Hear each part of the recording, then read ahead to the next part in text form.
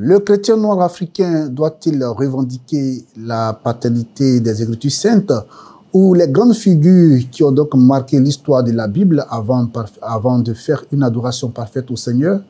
Ou doit-il chercher à savoir la race de Dieu avant de l'adorer? C'est à tant de questions que nous allons donc tenter de répondre au cours de cette production de Retour au fondement, l'émission qui s'est donnée donc pour objectif de dénoncer les mauvaises doctrines dans l'Église et plus particulièrement dans le message du temps de la fin.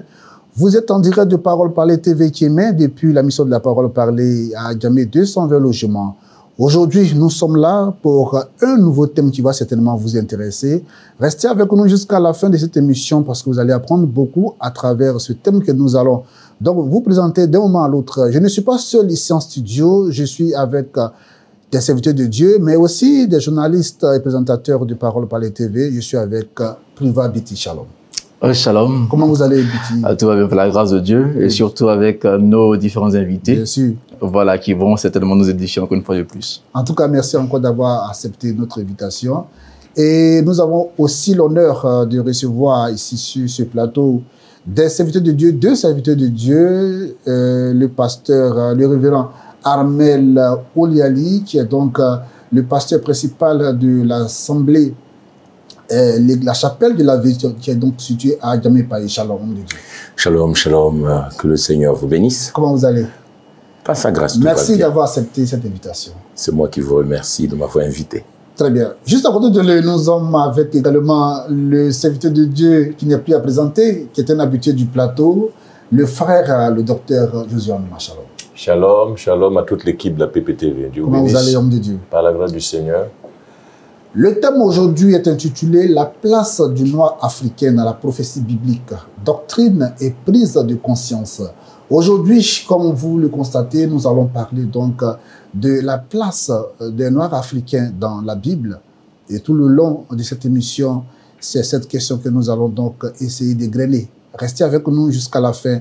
Et on commence donc par la définition, bien sûr, de cette idéologie. Parce qu'avant véritablement d'aborder la question de la place des Noirs africains dans la Bible, nous allons d'abord passer en revue donc les définitions des courants idéologiques kamites et panafricaines. On va donc poser la question à nos serviteurs de Dieu ici sur le plateau, de nous dire un peu ce que c'est donc ce courant idéologique, le kémitisme, le pasteur Amen. Eh bien, ce terme, nous devons comprendre qu'en fait, c'est un courant de pensée qui veut que l'homme noir prenne le pouvoir. Et c'est un courant qui a assez de ramifications. Ce qui fait qu'on a différents kémitismes, si je peux le dire ainsi. Mais l'idée globale du kémitisme, c'est de revenir à la religion des ancêtres. Revenir à la religion égyptienne. Et une chose que je voudrais déjà avancer, c'est que cette idéologie s'oppose à tout ce qui est monothéisme, l'adoration d'un seul Dieu. Et c'est ça l'essence même du kémitisme. Bien évidemment, parce qu'il y a également plusieurs traditions, rites traditions selon chaque région, bien sûr, d'Africains et des Africains. Alors, un ajout, un complément d'information. Oui, merci beaucoup. En fait, il faut savoir que c'est une idéologie, le kémitisme, une idéologie en fait qui n'est pas récente parce qu'elle a évolué, disons, à point de départ depuis les années 50 aux États-Unis, avec les Noirs américains qui se sont sentis frustrés par la suite des persécutions et autres. Et il y a eu un élément également déclencheur, c'est la production, disons les études de ce grand physicien anthropologue qui est Cheikh Anta Diop. Et moi, je ne m'imaginais pas que Cheikh Anta Diop, que j'ai lu il y a près de 25-30 ans aujourd'hui, dans Nation Nègre, allait effectivement servir de catalyseur pour donner, disons, une impulsion à une idéologie qui s'invite malheureusement dans le christianisme. Exactement. Et qui appelle, disons, incite les croyants à revenir. Donc comme le pasteur l'a dit, c'est d'abord la première incitation, c'est le retour aux pratiques spirites puisque l'Afrique trouve ses origines dans les civilisations égyptiennes. Et deuxièmement, elle va jusqu'à prôner le renoncement à la foi chrétienne, donc à la Bible qui constitue aujourd'hui notre socle. Et effectivement, avec toutes les ramifications qui viennent par la suite, c'est-à-dire le reniement des prophètes que Dieu nous a donnés, et dans ce message, le reniement du message de William Marion Branham. Donc, vous voyez quand même que ça ne reste pas uniquement qu'une simple idéologie, mais il y a une extension qui fait qu'aujourd'hui, les conséquences sont désastreuses pour les croyants, pour le corps de Christ, et même en général, même pour les Noirs africains, parce que cela va les conduire à un détachement par rapport à la foi authentique, réelle, pour aller plutôt vers du polythéisme.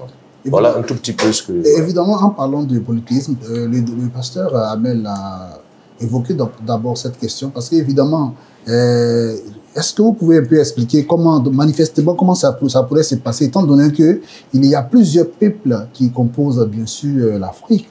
Comment est-ce que ces derniers, là où tous ces peuples-là pourraient se diriger donc vers un Dieu unique, parce que les adorations sont diverses? Comment ça pourrait donc s'expliquer de pouvoir se tourner vers une adoration égyptienne? Oui, mais il faut comprendre que l'Égypte, dans sa naissance ou dans son départ, c'est un peuple qui adorait plusieurs dieux. Ah, ok. Tout pouvait être Dieu.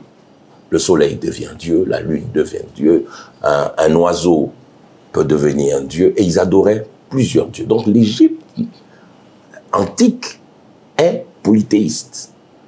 Alors, lorsque nous disons, revenons à cette adoration, je vais le dire de cette manière, des Noirs, et rejetons ce qui nous a été amené d'ailleurs, disons, des Blancs, automatiquement, l'on progresse vers cette adoration païenne. Bien sûr.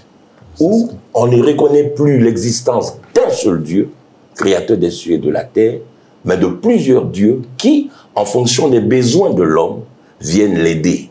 Donc on a le Dieu de la pluie, on a le Dieu des récoltes, on a le Dieu des vents. Et quand nous revenons à ça, la seule chose qu'il faut comprendre, c'est que Dieu, l'unique créateur, n'existera plus. Bon, bien évidemment que ça va prendre une connotation aussi politique, mais pour ce qui nous concerne, nous ici, le véritable Dieu ne sera plus donc il n'est plus celui qui doit être adoré. Vous avez une question? Oui, alors j'ai une relance par rapport à la question. Alors, en expliquant, je peux dire, cet aspect-là, on a l'impression que c'était uniquement les Noirs qui étaient polythéistes, ou les autres peuples aussi étaient polythéistes, pour ne pas que ce soit voilà une confusion quand même, voilà, au vu des explications. Alors il faut savoir que depuis la création de l'homme, ou depuis le début de l'humanité, nous sommes pratiquement à 6000 ans du début de l'humanité. Mais la Terre existait des millions d'années avant. Donc l'homme, Adam, est à 6000 ans. Dans Genèse, après le premier millénaire, après le déluge, il y a eu la distribution des peuples. Dans Genèse chapitre 10, et les premiers peuples, c'était des peuples suméro-acadiens, des peuples mésopotamiens, et c'est de là que Nimrod est parti. Nimrod, qui était la descendance de Noé, c'est de là qu'il est parti, et il a été le premier initiateur de cette recherche vers la découverte des énergies, des forces, des puissances, des pouvoirs que l'homme avait perdus autrefois. Et donc, il a initié, au lieu de rester dans la ligne de ce que Dieu avait laissé, au travers de nos patriarches, les prophètes, les sacrificateurs, Nimrod a opté pour la voie de la divination, de la recherche par la lecture du zodiaque, la lecture et la consultation des devins, la divination. Et c'est de là qu'est parti, comme le pasteur le disait tantôt, cet attachement à donner une divinité, à rattacher une divinité à chaque créature. Et c'est pour ça que l'apôtre Paul disait dans Romains, ils ont adoré la créature au lieu du Créateur.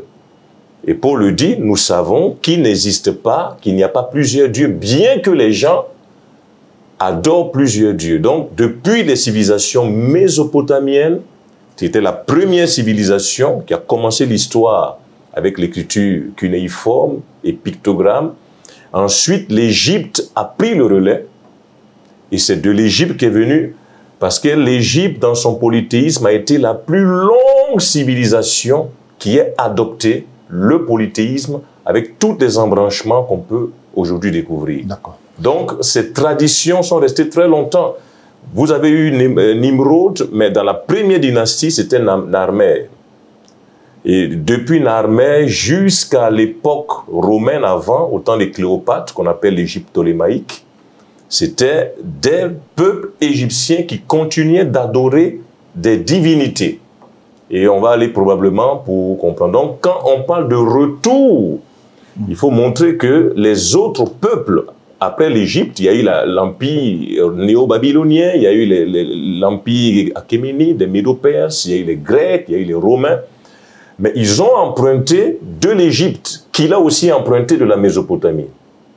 Parce qu'ils sont tous venus en Mésopotamie, de là où il y a eu la grande confusion, où les langues ont été... La tour de Babel. Voilà, depuis la tour de Babel. Et c'est de là qu'est parti. Donc l'Égypte a été la plus longue et les autres traditions, les autres civilisations ont copié sur l'Égypte.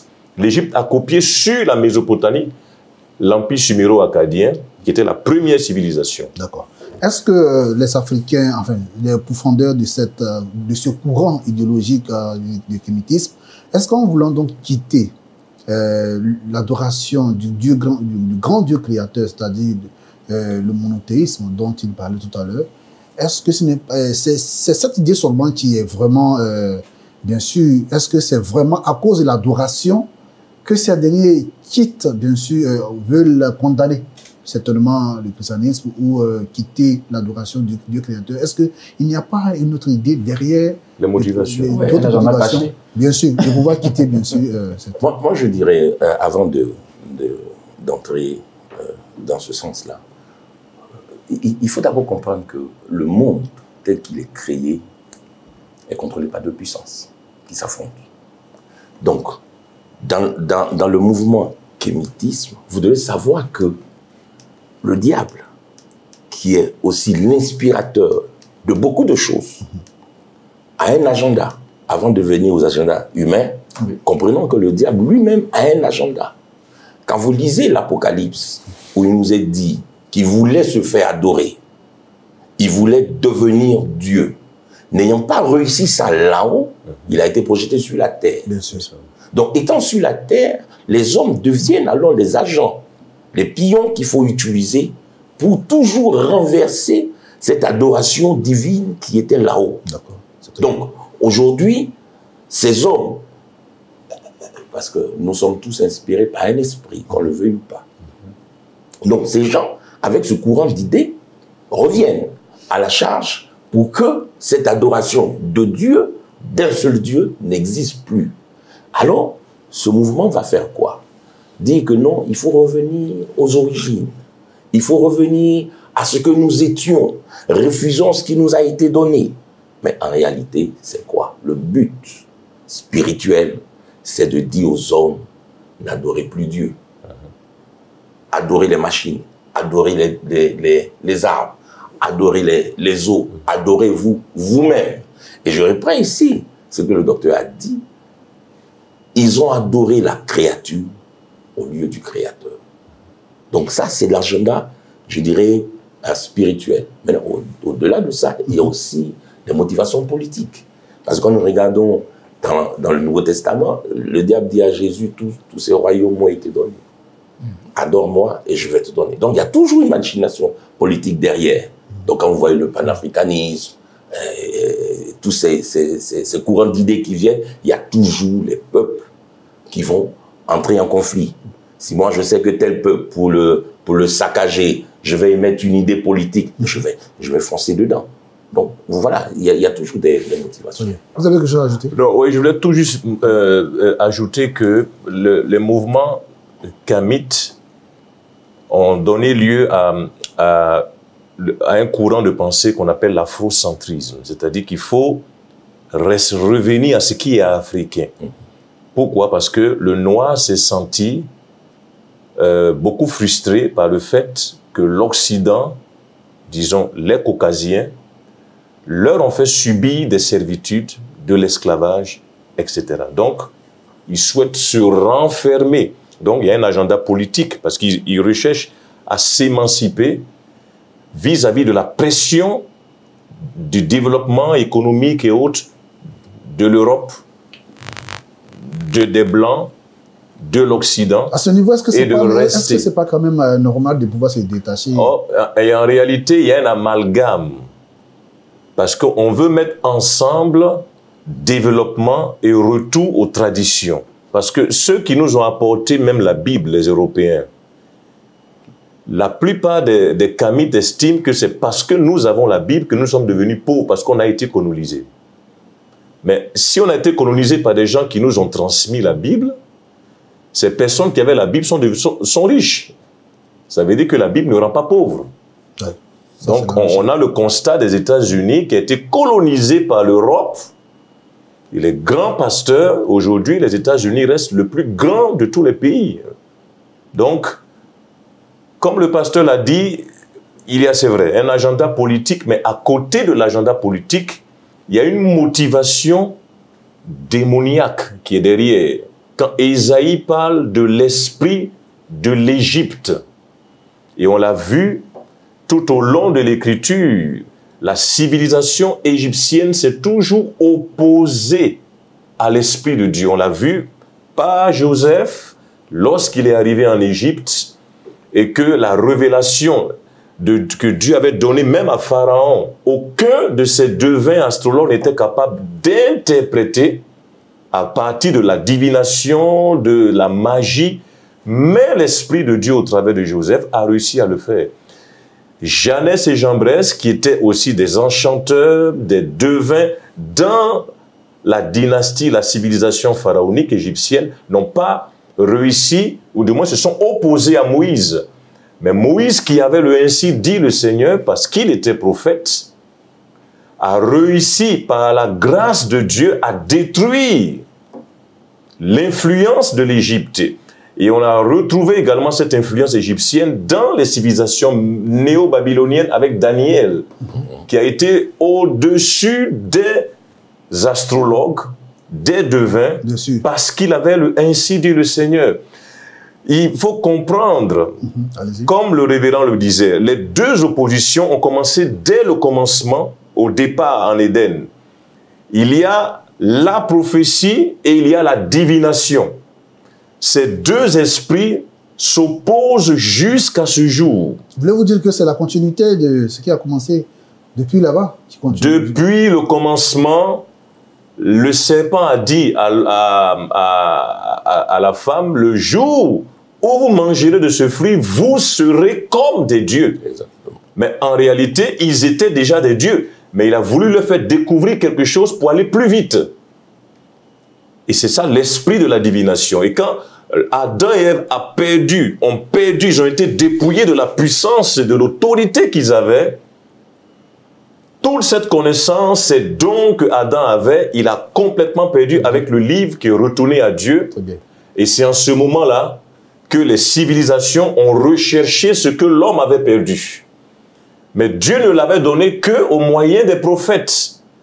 Les dons que l'homme devait avoir, il ne devait le détenir qu'au travers d'un Messie qui viendrait restaurer ce que Adam et Ève avaient perdu. Mais les civilisations mésopotamiennes, nimrod, égyptiennes ont recherché loin du prophète, loin de l'Esprit de Dieu, et ils sont allés vers la découverte, la recherche de tout cela. On peut en revenir en détail, je pense qu'on en avait longtemps parlé. Alors, au-delà de tout ce qui a été dit, nous voyons aujourd'hui avec ces mouvements, les Africains commencent à avoir vraiment une véritable estime de soi, selon ce que nous voyons. Parce qu'auparavant, on se disait l'Africain ne pouvait rien faire et autres. Est-ce qu'il n'y a-t-il pas vraiment, je peux dire, des choses positives dans ce mouvement? ce n'est pas aussi un réveil, si je peux m'exprimer ainsi? Enfin, je n'ai pas de réveil. Je vais donner un petit élément d'abord, un petit élément archéologique clair, c'est-à-dire que il est basé également sur le fait que l'Afrique, dans son étymologie, au commencement, venait d'un mot arabe qu'on appelle Al-Kilboulan, qui signifie jardin d'Éden. Donc ces mouvements kémites savent que l'Afrique est le berceau de l'humanité et que c'est de là que se trouvait le jardin d'Éden. Quand vous regardez, par exemple, au Cameroun, vous avez un grand espace qu'on appelle la Damawa. La Damawa, Adam et Ève, Hawa. Parce que on sait que sur cet espace, en Afrique, il y avait le jardin d'Éden, il y avait les premiers ancêtres, les premiers hommes qui étaient... Donc, le berceau de l'humanité. Les premiers découvertes des fossiles, tels que le fossile Toumaï, 7 millions d'années, Lucie, 4 millions d'années, ont été découverts en Afrique.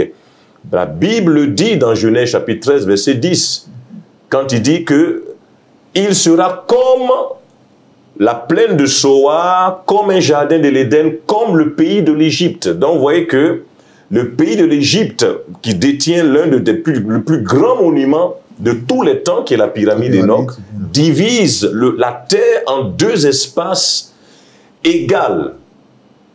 Donc, les Kémites savent, par l'archéologie, par l'histoire, par l'anthropologie, que l'Afrique, le Sud, le Midi, est le lieu par lequel la vie est sortie, est venue. Et Frère Branham le dit également, que l'Afrique, l'Égypte était le quartier général.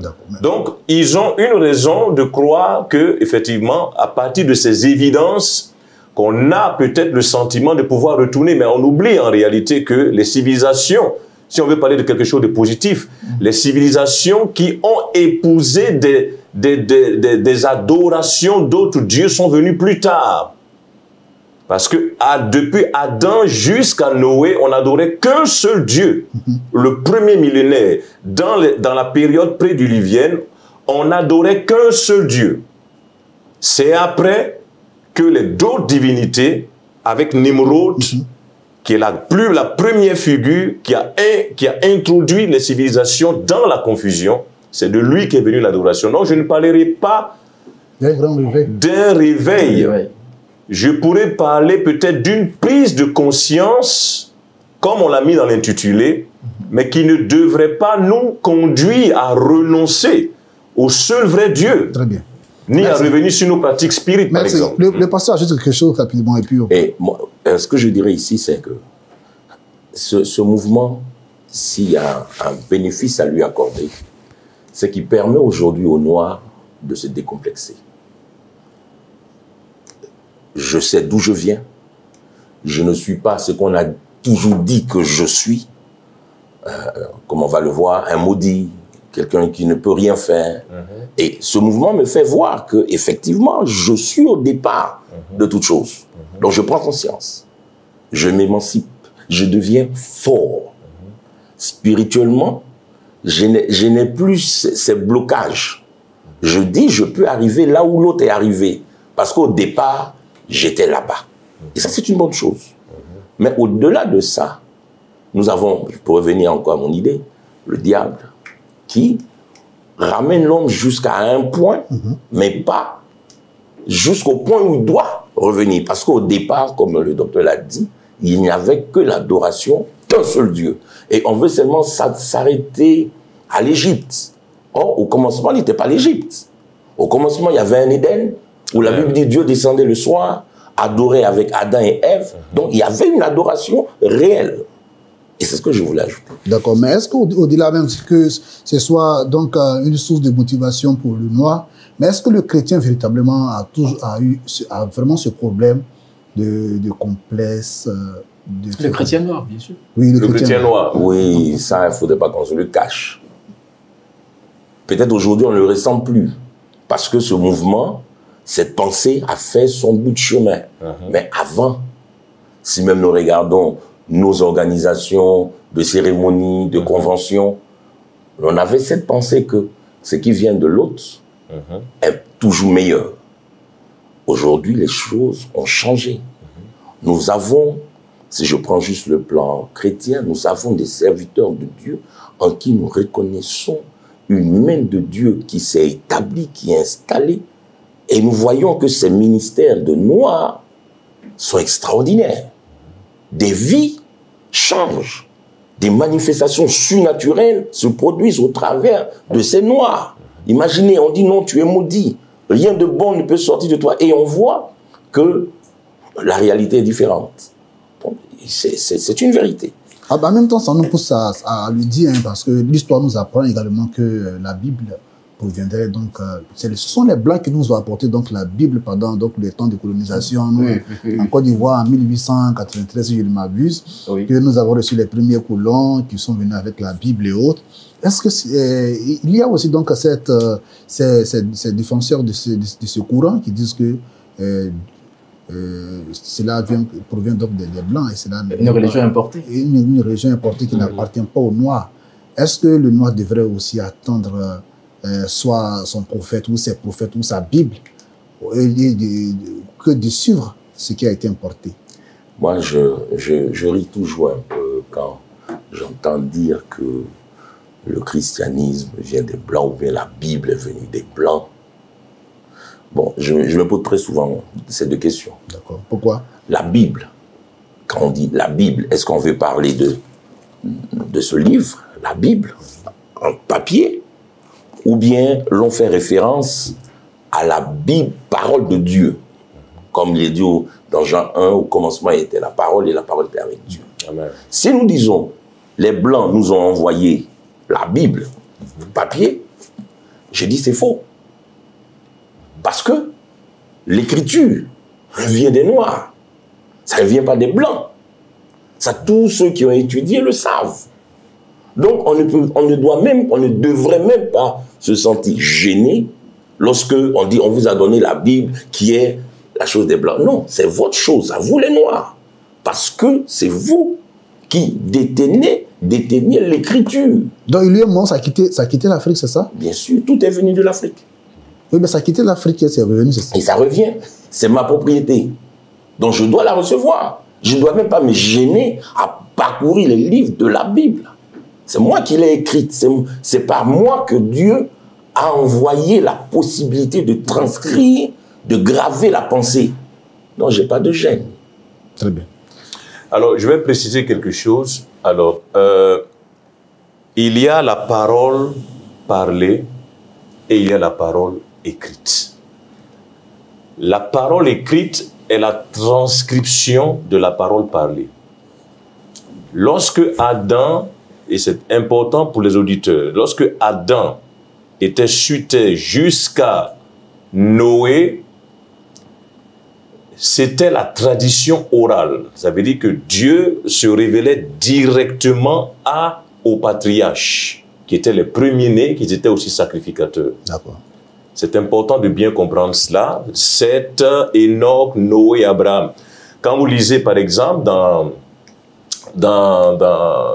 quand vous verrez que dans cette période, Dieu leur avait donné la parole. Mais elle n'était pas transcrite comme elle l'est aujourd'hui. C'était une expression orale. Et c'est pour cette raison que j'utilise l'expression de la tradition orale non talmudique, qui est venue plus tard. Mais c'était une tradition, par exemple, où Dieu a été le premier à prononcer la prophétie dans Genèse 3,15. Je mettrai inimitié entre ta semence et sa semence. Elle te crasera la tête et tu lui blesseras. Donc Dieu a prophétisé. La prophétie a été donnée. Et à partir de là, les patriarches ont reçu la parole de Dieu. Regardez par exemple. Qui a montré qu'il y avait les lois sur le droit d'aînesse? Cela existait avant Moïse. Quand Moïse avait retranscrit tout ce qui était depuis Adam jusqu'à Noé. Qui leur a montré, par exemple, qu'il y avait la loi du Lévira au temps de Jacob? C'était avant Moïse. Vous vous souvenez, il y a eu l'histoire avec Tamar, qui devait épouser le fils de Jacob, le Lévira. Mais qui leur a montré cela? Ce n'était pas écrit quelque part. Mais ils avaient reçu l'inspiration de Dieu. Qui leur a montré la loi du talion? que Israël avait dans les livres. Dans Genèse chapitre 9, verset 4, il est dit seulement vous ne mangerez point de chair avec son âme, avec son sang. Si quelqu'un verse le sang de l'homme, par l'homme, son sang sera versé. Mais qui leur a montré cela? Qui leur a montré la notion des animaux purs et impurs? Dans Genèse chapitre 7, où Noé fit entrer ces animaux dans l'arche et les sacrifia, même les animaux étouffés. Qui leur a montré que Dieu rejetait le mariage mixte avant que Moïse même ne le transcrive dans Deutéronome chapitre 7, où il dit « Tu ne contracteras pas d'alliance avec les peuples étrangers ». Qui leur a montré que l'adultère n'est pas de Dieu? Qui leur a montré qu'il y a une interdiction de voir la nudité de son père et de sa mère? Et sa sœur également. Mais dans ce temps-là, vous voyez, donc, dans la tradition orale, Dieu leur donnait la révélation au moyen de ses patriarches. Quand on est arrivé au temps de Moïse, Moïse n'a fait que retranscrire les lois qui y étaient dans la tradition orale prophétique. Il les a retranscrites dans un livre. Ces mêmes lois-là? Ces mêmes lois. Par exemple, au temps d'Abraham, quand vous lisez dans Genèse chapitre 26, verset 5, il est dit, parce que Abraham a obéi à ma voix et qu'il a observé mes ordres, mes ordonnances, mes statuts et mes lois. Mais aujourd'hui, on ne peut pas ressortir un document pour dire, voici ce que Abraham a écrit. Alors qu'entre Abraham et Moïse, il y a 500 ans environ. Donc Moïse, il est le détenteur, Moïse a initié ce qu'on appelle la parole écrite.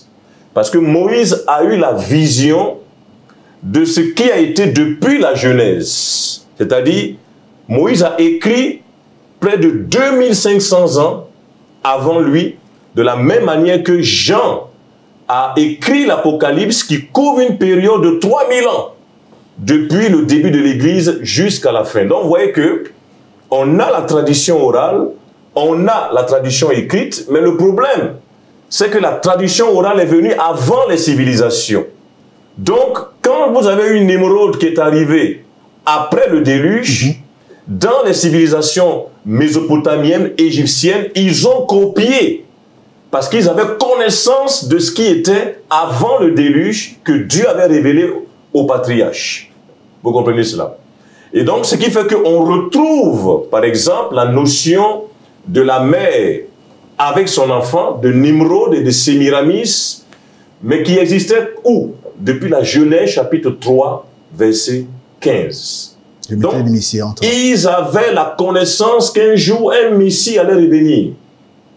Et donc, ils avaient cette connaissance, ils savaient cela, et ils les ont retranscrits. On lisait, par exemple, il y a ce qu'on appelle, je ne vais pas trop m'étendre, de ce qu'on appelle les épopées mésopotamiennes. Quand vous lisez l'épopée de Gilgamesh, vous découvrez, par exemple, qu'il fait référence au déluge. Mais il a découvert où la Mésopotamie? Et comme le pasteur le disait tout à l'heure, c'est juste une... Ils ont simplement copié. Aujourd'hui, les Kamites disent qu'en Égypte, il y avait une vierge noire. Donc, la Bible vient de l'Égypte. Non. C'est plutôt les Égyptiens qui ont copié la tradition orale que Dieu avait révélée. Mais effectivement, ils sont allés encore plus loin parce qu'ils sont allés jusqu'à découvrir les secrets qui sont dans le zodiaque, que Dieu avait scellé, fermé après le péché. Parce que, comme vous le savez tous, Frère Branham le dit, le thème principal qui est dans le zodiaque, c'est la Vierge et le lion. Donc, le thème de la rédemption était toujours une conception qui a traversé les peuples. La Bible est venue simplement comme, disons, une compilation. Et ça, Moïse a retranscrit, Esdras a rassemblé le Tanakh, c'est-à-dire les écrits, les prophètes et la Torah en son temps. Et nous avons aujourd'hui ce qu'on appelle le Testus Receptus, c'est la version massorétique qu'on a. Donc, ce n'est pas l'Égypte qui nous a inspiré la Bible. Non, la Bible était déjà une inspiration prédiluvienne. Merci, docteur. Merci. Nous allons donc continuer. Si vous nous prenez donc en marche, vous êtes donc en direct de Parole Palais TV dans l'émission Retour au fondement. L'émission pour recadrer, l'émission pour toujours orienter le peuple de Dieu vers la véritable doctrine que la Bible donc a laissée à ses enfants, aux enfants de Dieu. Alors, Biti, vous avez une question? Oui. Alors, est-ce que la couleur de peau impacte la foi? Bien sûr. Est-ce qu'on pourrait se baser donc sur sa teinte de peau pour savoir si le Seigneur écoute nos prières ou il faut s'adresser au véritable Dieu? Est-ce que ça a vraiment un impact? Quand j'écoute cette question, ça me ramène dans Jean chapitre 4, quand Jésus a rencontré la femme samaritaine. Elle dit, Jésus dit, donne-moi de l'eau à boire. Elle dit, tu es juif. Moi, je suis samaritaine. Déjà, elle place devant le Seigneur ce problème. Ce problème de race. C'est ça. De peuple. De distinction. De distinction de couleur. Et Frère Branham, quand il en parle dans le message Jésus-Christ, le vivant, il dit Jésus a démoli cette idée de séparation des peuples. Et il dit, si tu savais qui est celui qui te dit, donne-moi de l'eau à boire, c'est toi qui demanderais. Et l'eau qu'il va te donner va couler dans ton sein jusqu'à la vie éternelle. Vous voyez, peu importe la couleur de notre peau, ça n'a rien à voir avec le salut. La Bible dit en Jésus, il n'y a ni grec, ni juif, ni noir, ni blanc. Et quand je dis ça, ça me rappelle un peu, je reviens un peu sur la précédente question. La Bible est-elle pour les blancs? La Bible, c'est Christ, c'est la parole. Donnez-moi la couleur de la parole. Elle n'a pas de couleur. Et c'est pourquoi il dit, l'homme ne vivra pas seulement de pain, mais de toute parole, quel que soit l'homme, qu'il soit noir, blanc, vert, rouge, il doit s'alimenter, il doit vivre de la parole. Donc la couleur de la peau n'a rien à voir avec le salut. Jésus a brisé cette séparation. Qui que tu sois, tu dois boire de cette eau, si tu veux vivre. Et si vous me permettez, je peux le lire un peu. Allez-y. Pour revenir à cette citation, paragraphe 55, il dit maintenant, il est le même Jésus ce soir qui a démoli ce mur de séparation. C'est ce qu'il était en train de faire. Alors, en fait, ce soir, dans le royaume de Dieu, il n'y a pas de différence.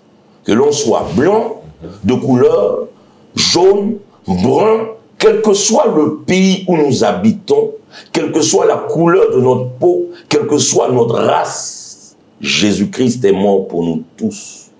Il a répandu son esprit sur nous tous. Et dans une autre citation, Jésus, il dit, voici, et Frère Branham parle toujours de ce même, de Jean 4, cette rencontre, il dit, cette femme, il dit, voici une Éthiopienne qui a rencontré un anglo-saxon. Et qu'est-ce qu'il a fait? Il a détruit cette séparation. Donc aujourd'hui, Jésus n'a même pas, il n'a pas besoin de connaître ta couleur de peau pour te sauver. Qui que tu sois, le salut est ouvert. Et lui-même, on ne devrait pas aussi chercher à connaître sa couleur de peau? On n'en a pas besoin. Si ça pourrait réconforter la douleur. Si aujourd'hui, je vous prends cet exemple, on vous dit, Jésus, ça n'existe pas, je dis des bêtises, est vert. Jésus est vert. Tous ceux qui sont verts seront les maîtres du monde. Ils vont opprimer, oppresser tous ceux qui ne sont pas verts. Et cette idée-là va nous ramener à ce qui a été pour les Africains noirs ce temps d'esclavage, de mépris. Parce que c'est la même idée qui a amené ça. On dit Jésus est blanc, donc vous qui n'êtes pas blanc, automatiquement vous êtes les diables, vous êtes les démons. C'est vous qui avez d'ailleurs tué Jésus. Et pourtant c'est faux. Donc on n'a pas besoin. Donc Dieu qui est même un Dieu de diversité, il n'a pas besoin de nous faire savoir quelle est la couleur de sa peau. Et Frère Branham ici insiste dessus. Il dit, je vous donne cet exemple, hein, quand l'ange venait toujours le rencontrer, il nous parle de cet ange. Il dit cet ange a des cheveux longs qui tombent au niveau de son épaule. Il est brun. Il pèse un peu plus de 80 kilos. Donc il nous décrit l'ange. Il nous donne même la teinte de sa peau. Parce que c'est l'ange qu'il rencontrait chaque fois.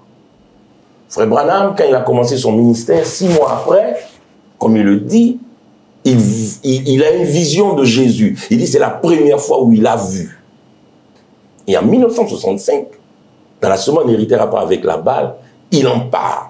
Environ 13 ans après. Et comment il a décrit Jésus alors? Parce qu'on veut savoir au moins Jésus ou Dieu. Si vous voulez, je vais vous le dire. Allez-y. Parce que c'est nécessaire de savoir aujourd'hui s'il est blanc, il est vraiment blanc ou Dieu est noir. Je vais juste vous lire quelques citations. Au paragraphe 16, il dit, eh bien, autant que je sache, je ne suis pas sujet aux illusions. Toujours est-il que les visions sont réelles. Et le Seigneur Jésus se tenait là. C'était la première fois que je le voyais dans une vision de ce genre. Il était probablement haut, à environ 3 mètres au-dessus de ma tête. Il se tenait en plein ciel, un pied en avant, comme pour faire un pas. Il portait un vêtement blanc, ayant des franges sur le pourtour, les cheveux lui descendaient jusqu'aux épaules. Et il donnait l'air d'avoir environ un homme d'environ l'âge que lui donne la Bible, d'une trentaine d'années.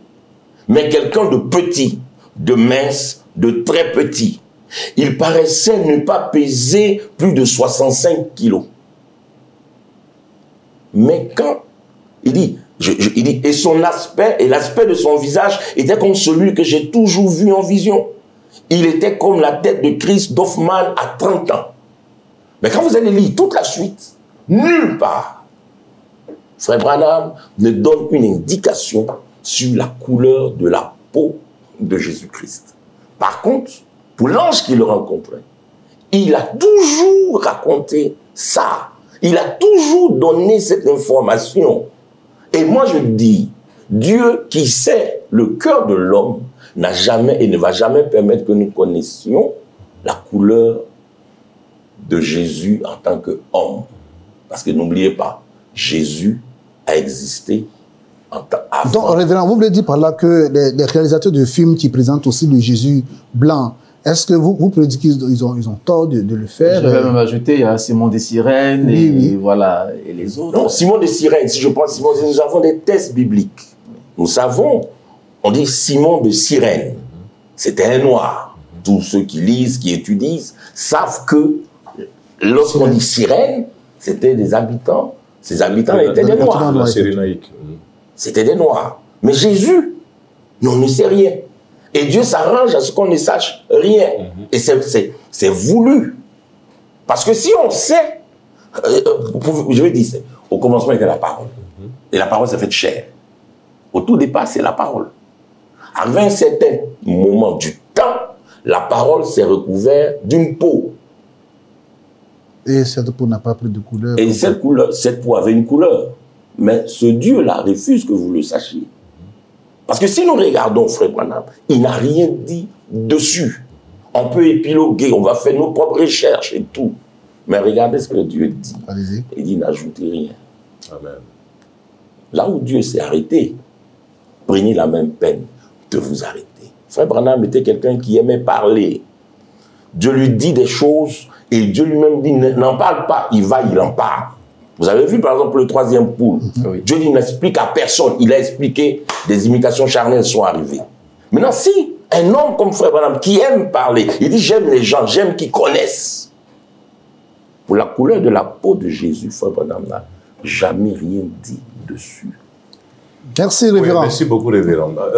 En fait, aujourd'hui, ceux qui soutiennent l'idée selon laquelle Jésus-Christ est noir reviennent sur des textes de la Bible, par exemple, dans Apocalypse chapitre 1er, Apocalypse chapitre 4, où il est dit qu'il est semblable à une pierre de jaspe et de sardoine.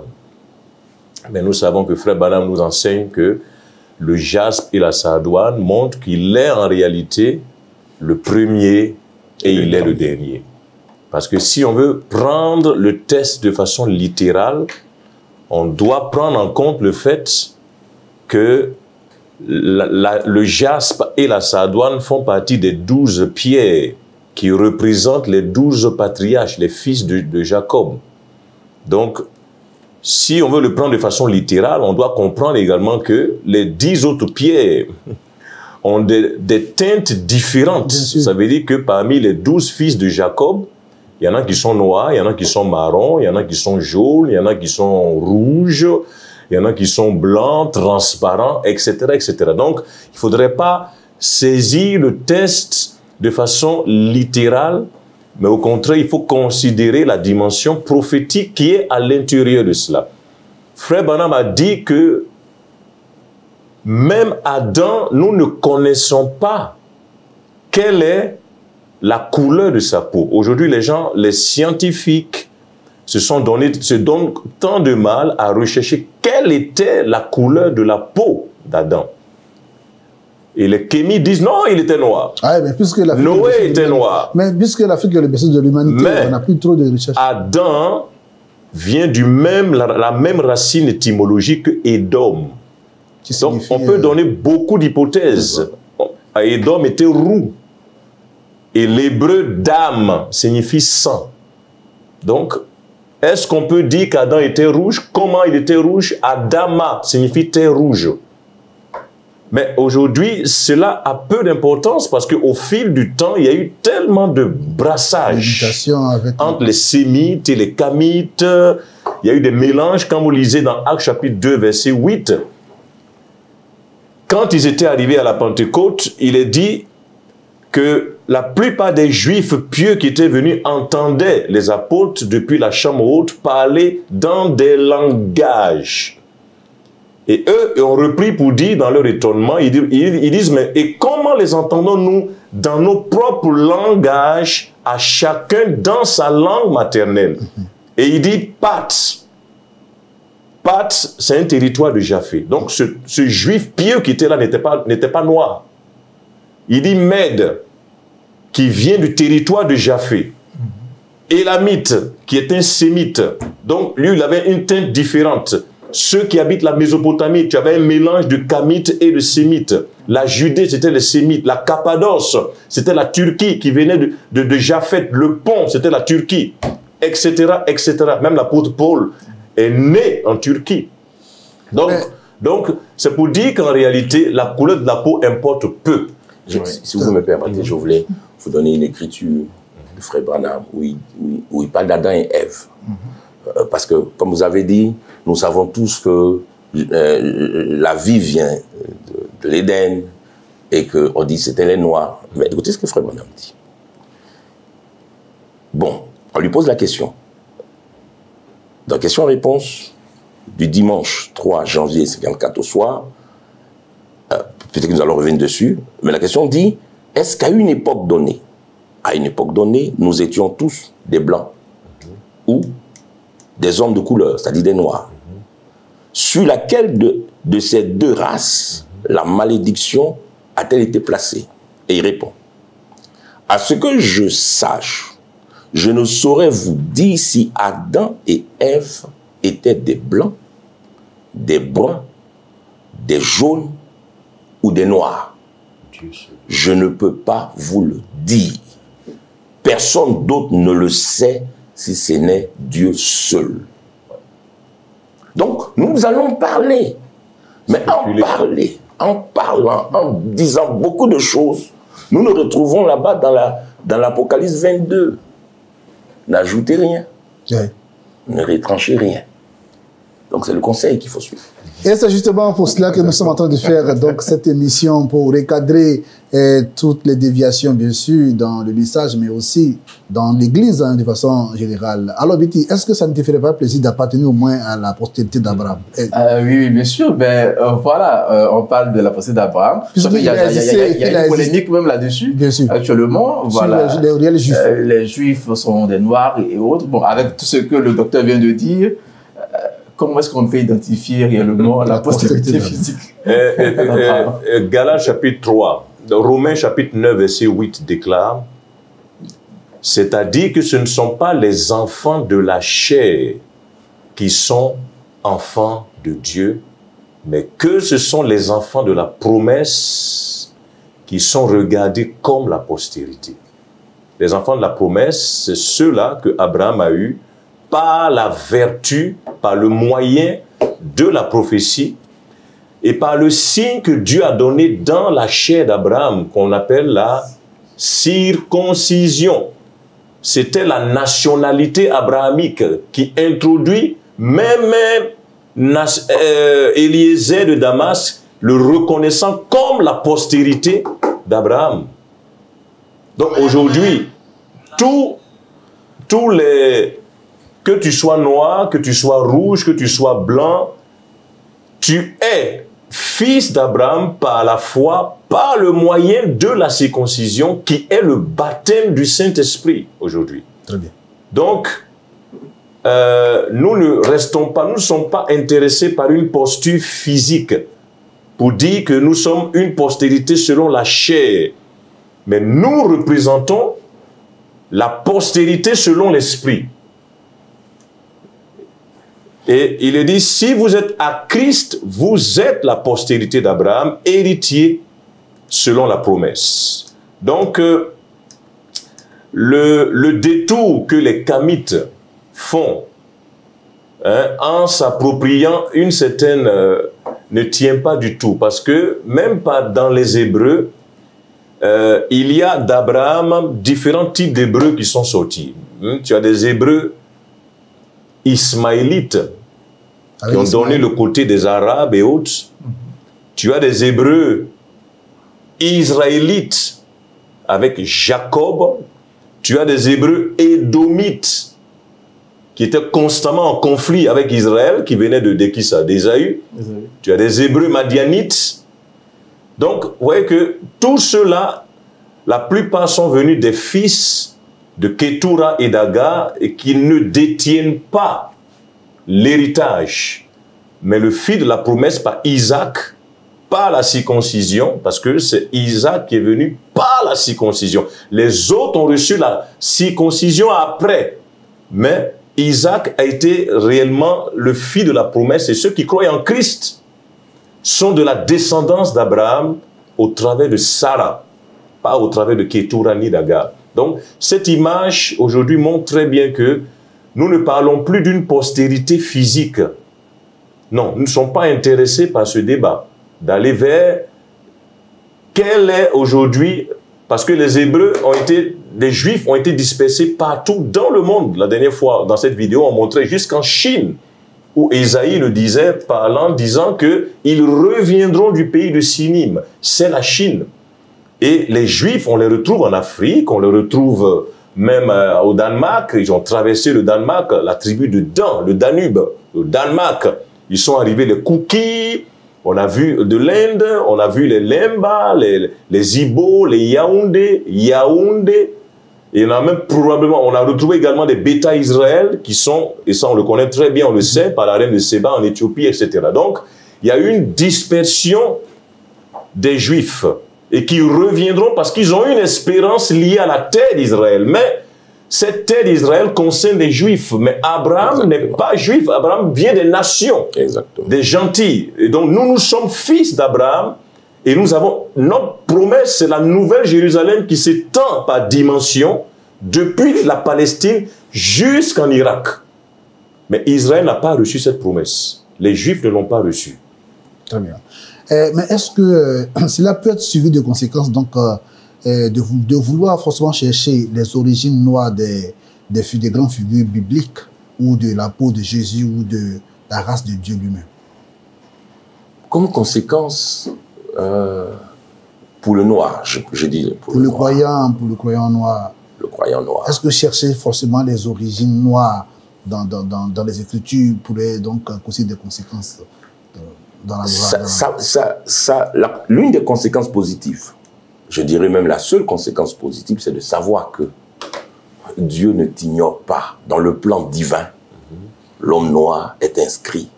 Contrairement à ce que l'on a fait croire aux noirs, que même Dieu ne l'aime pas. Même Dieu ne se soucie pas de lui. Sinon, si ce Dieu-là se souciait de lui, comment l'homme allait subir l'esclavage, l'apartheid et tout ce massacre. Tout ce qu'on observe aujourd'hui avec la famille, les guerres.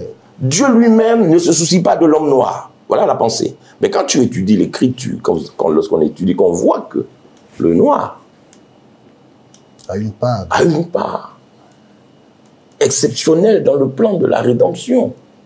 Regardez Jésus qui monte à la croix pour mourir, pour le péché de toute l'humanité, pour le salut de tous les hommes, qu'ils soient blancs, verts, rouges, oranges. Quand il est fatigué dans sa chair, il est fatigué à cause de cette croix pesante.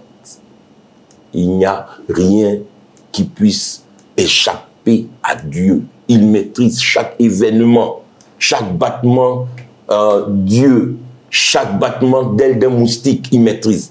Dieu n'est pas surpris par des événements. Il a calculé.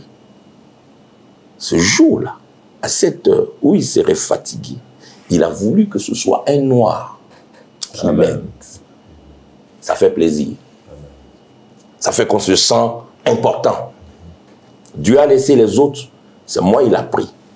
Et quand Frère Branham prie pour des noirs malades, il s'est référé à cet événement, disant, Seigneur, voici une de ces filles, une des filles de Simon de Cyrène qui t'avait aidé. Quand vous savez ça, vous dites, mais Seigneur, tu as une dette envers moi, qui suis noir.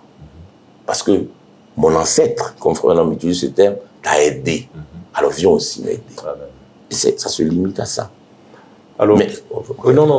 Alors, allez-y. je voulais seulement dire que dans l'écriture, il y a eu de grandes figures. Hein. Nous savons par exemple que Joseph a épousé une Égyptienne. Ça veut dire que les enfants qui sont venus de Joseph et d'Asnath n'étaient pas des Caucasiens, des Blancs. Parce qu'on sait très bien que Asnath était une Égyptienne.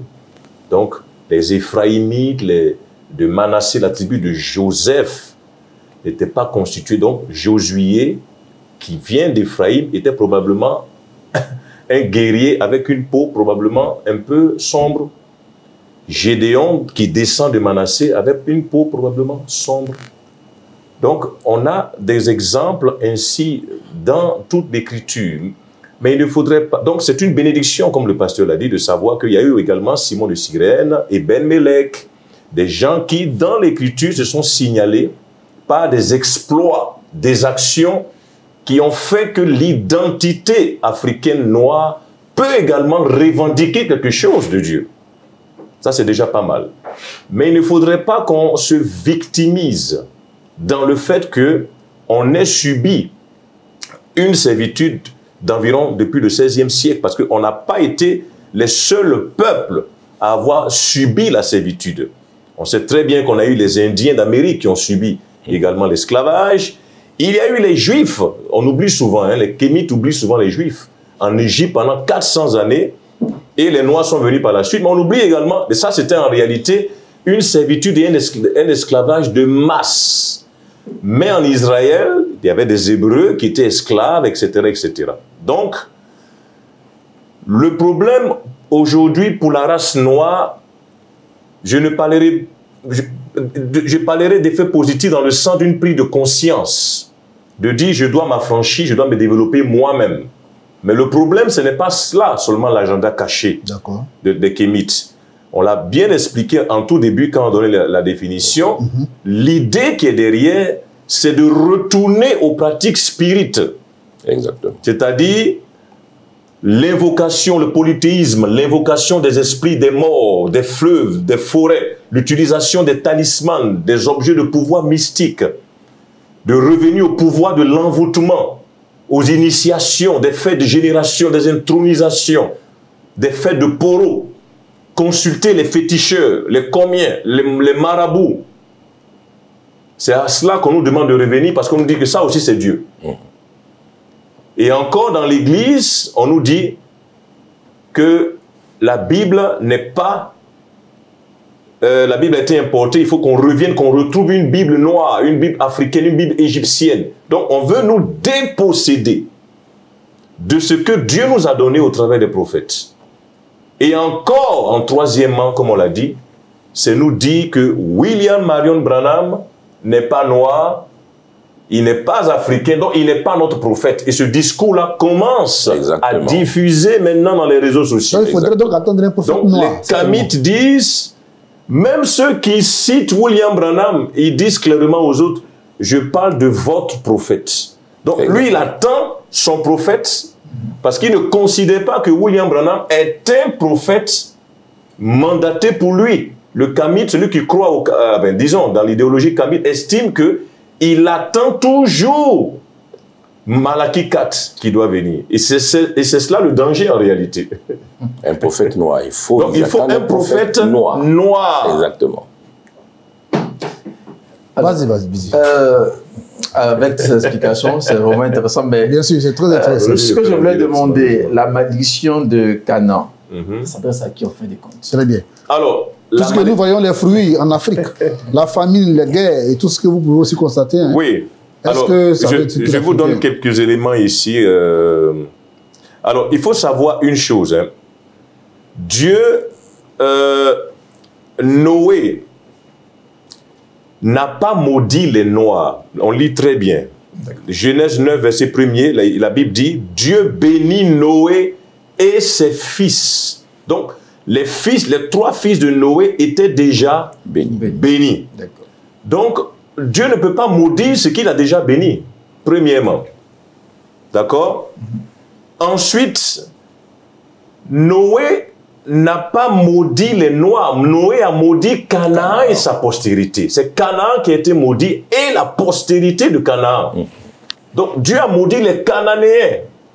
Ce ne sont pas les Noirs. Même si, en ce temps-là, on sait très bien, la descendance, les Kamites, on sait très bien que des Kamites de Kam, il y a eu Misraïm qui a donné l'Égypte, Put qui a donné la Libye, Canaan qui a donné les Cananéens, et voilà. Donc, vous voyez que tous ces 4 générations et couches qui a donné l'Éthiopie. Donc, alors, on sait très bien que de Kam est venu des peuplades qui avaient une pigmentation foncée. Mais qui sont donc les descendants de Canaan? Ça, c'est ce qu'on sait. Qui sont les détenteurs de Canaan, ce sont les Égyptiens. Parce que les Philistins sont des Égyptiens. Les Philistins sont des Égyptiens qui descendaient de l'Égypte, la basse Égypte, la haute Égypte, pardon, ils sont montés vers le nord, la basse Égypte, et qui ont eu une extension jusqu'au niveau de Canaan. Les Philistins, c'était des hommes avec des pigmentations kamites. Les Philistins étaient pratiquement noirs. Donc, Dieu n'a pas maudit les Noirs, il a maudit les Cananéens. Il le dit dans 1 Roi chapitre 9, verset 20. La Bible dit, tout le peuple qui était resté des Amoréens, des Héthiens, des Phérésiens, des Éviens et des Jébuséens, ne faisait point partie des enfants d'Israël, leurs descendants qui étaient restés après eux dans le pays, et que les enfants d'Israël n'avaient pu dévouer par interdit, Salomon les leva comme esclaves de corvée jusqu'à ce jour. Donc ce sont les Cananéens qui ont été maudits, pas toute la descendance de Kam. Parce que si on regarde la descendance de Kam, il n'y a pas que Canaan, il y a aussi l'Égypte, il y a Misraïm, il y a les Couchites qui ont donné les Éthiopiens, il y a Put qui a donné la Libye et tout le territoire des Cyrénaïques. Donc, c'est de Canaan qu'il s'agit, il ne s'agit pas des Noirs. Vous nous prenez donc en marche, hein, vous êtes sur Parole Parler TV, la chaîne de l'épouse Parole de Christ, qui émet depuis à Djamé 200 logements la mission de la Parole Parler. Vous avez la possibilité de poser également vos questions sous les commentaires de cette vidéo. Et vous pouvez également appeler le numéro 07 10 0075 09 pour poser vos questions ou réagir en direct de cette émission qui émet sur Parole Parler TV. Alors, homme de Dieu, le révérend Amel Ouliali, vous avez donc un ajout par rapport à ce... Oui, ce que je voudrais ajouter ici, c'est que, comme on l'a entendu... Parce que je ne vous couvre pas, vous-même vous le constatez avec nous dans le monde hein, où nous trouvons aujourd'hui, quelle partie du monde subit toutes les souffrances hein, oui, et on n'a pas d'analyse. L'on dit que c'est le noir. Parce que quand il a vu son papa nu, il n'a pas couvert. Mais nulle part et jamais, Noé, quand il est revenu de son ivresse, n'a dit « je te maudis ». Il dit, ta descendance, Canaan, sera maudite et elle sera assujettie à ses deux frères. Et quand vous lisez l'histoire, les Palestiniens ont été assujettis, sont devenus les esclaves d'Israël. Sem. Ensuite, les mêmes Palestiniens sont devenus esclaves des Médo-Perses. Japhet. C'est là l'accomplissement de l'écriture. Mais jamais le noir n'a été asservi par Israël.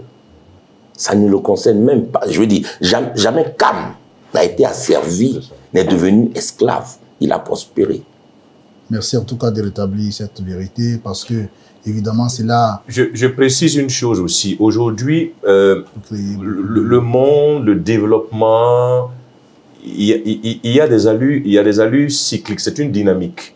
Aujourd'hui, les Noirs disent non, nous sommes lésés, les Blancs nous ont colonisés, etc. Mais au temps de l'Égypte, l'Égypte était la nation la plus puissante au monde.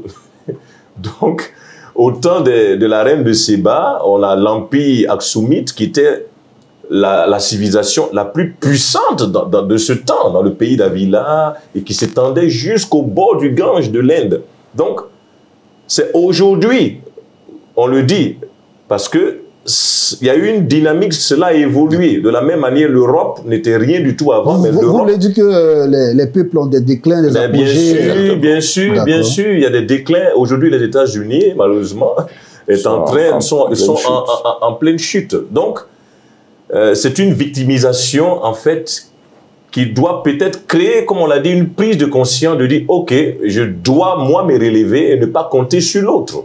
Et donc, par la discipline, la bonne gouvernance des peuples africains, et on sait très bien que le développement ne peut jamais venir par les traditions africaines, parce que observez dans nos villages, chaque fois même qu'il y a un cadre qui veut émerger et propulser le village dans le développement, dans la lumière et autres, qu'est-ce qu'on fait? On le fétiche. On la bat par le fétichisme, on la bat par la sorcellerie. Hein? Je connais quelqu'un, un oncle très éloigné, dont tous les fils sont devenus des cadres. Et avant même qu'ils aient atteint la première année dans leur boulot, il les a tous tués, détruits complètement par ses propres enfants. Par le fétichisme, parce qu'il avait des pouvoirs, l'esprit de l'Égypte était sur lui. Donc, est-ce qu'on dit qu'il faut, pour le développement de l'Afrique, retourner à l'esprit d'Égypte? Non. Parce qu'on sait très bien aujourd'hui que comment les traditions africaines, la spiritualité africaine nous a tiré vers le bas, au lieu de nous propulser vers l'avant. On voudrait aussi savoir, est-ce que il peut aussi arriver que est-ce que les Africains doivent attendre aussi leur prophète ou des prophètes noirs? Devons-nous encore attendre un prophète qui appartienne ou dans lequel les Noirs se reconnaissent? Ou puisque tous les prophètes que nous avons lus dans la Bible sont d'Israël, sont des États-Unis, est-ce que les Africains doivent attendre aussi à eux un prophète? Moi, je dirais, attendre un prophète noir, il n'y a aucune écriture qui le dise. Par contre, un mouvement, je dirais, de réveil puissant du noir spirituellement, c'est écrit dans la Bible. C'est ça propulsé par un prophète noir? Non. Par l'évangile que nous avons reçu.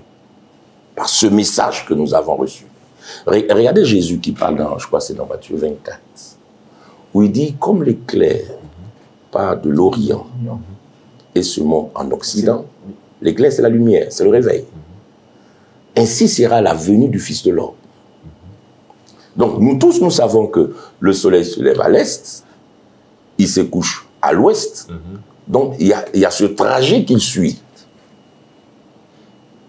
Donc, de l'est, il va au nord. Nord, il descend à l'ouest.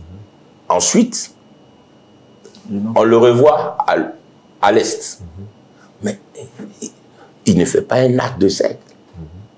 Il fait tout un tour. Il tourne. C'est un mouvement. C'est tout un mouvement. L'Est, le Nord, l'ouest, il descend au sud et réapparaît à l'est. Et Frère Branham dit que l'évangile a quitté l'est, il est venu à la côte ouest, maintenant il est en train de repartir à l'ouest, à l'est, pardon. Mais il ne fait pas un direct, il passe par le sud. Ça dit qu'un prophète, lorsque le Seigneur l'envoie, il l'envoie pour tout le peuple. Bien sûr. Mais voilà, c'est pour cette raison que avant qu'on entre dans le ministère de Christ qui ouvre la porte aux nations, aux gentils, Dieu envoyait des prophètes à partir des Juifs. On le sait très bien. Mais même quand il donnait les prophètes juifs, ces prophètes ne prophétisaient pas seulement pour Israël. Vous avez par exemple le cas de Jérémie, il a dit « Je t'ai établi prophète des nations ». Élie est allé oindre le roi de Syrie, Hazaël. Quand vous lisez dans 1 Roi chapitre 19, verset 15. Naoum et Jonas ont prophétisé sur l'Irak, Ninive. Ésaïe, quand vous lisez Ésaïe dans tout le libellé des prophéties, prophéties sur Damas, prophéties sur Babylone, prophéties sur l'Égypte. Des régions éloignées, très très éloignées. Voilà, mais c'était des prophètes en Israël, mais en qui Dieu donnait la possibilité de pouvoir prophétiser sur des peuples qui étaient éloignés. Donc Dieu n'est pas limité dans sa façon de travailler.